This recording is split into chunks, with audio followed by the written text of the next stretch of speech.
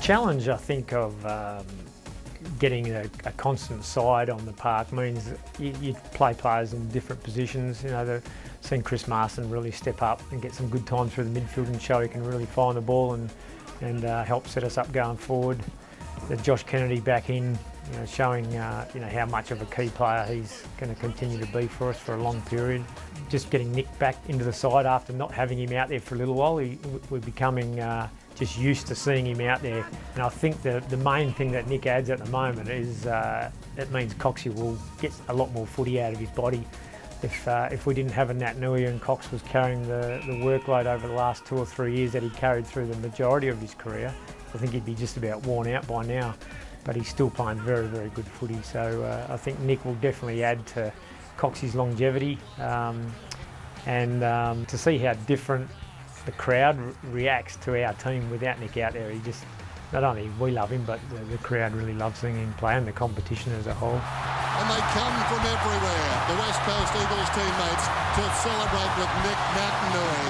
So those key things, some games into Dalziel, who's really got a great attitude about hanging in there to help the team as he's required. He hasn't been able to become a stable part of the team, but Brad Shepherd slowly getting some more opportunities as well. Sharrod, we obviously got him here as a targeted player, and for the type of player he is and what he'll add to the side. So we're confident that we'll get him up and going and see what he can add to the team later in this season.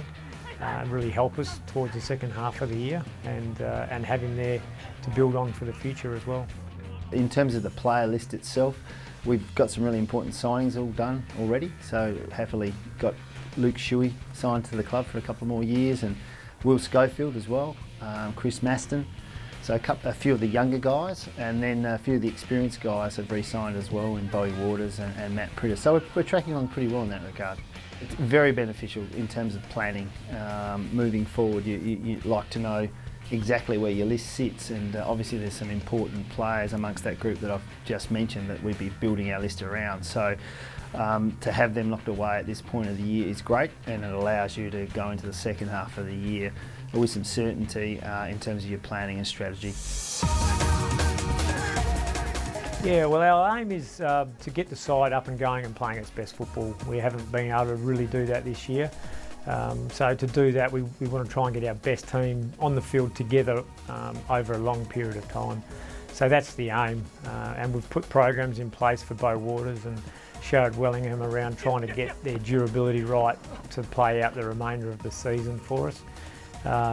If we can get that happening, I've got no doubt that our best football will challenge any team in the competition, and what we've got to make sure we do is play it consistently enough as we build closer towards the end of the season to be in the finals, and then come September, our aim is to be maybe the one team in the 8 that no one wants to play, regardless of where we finish.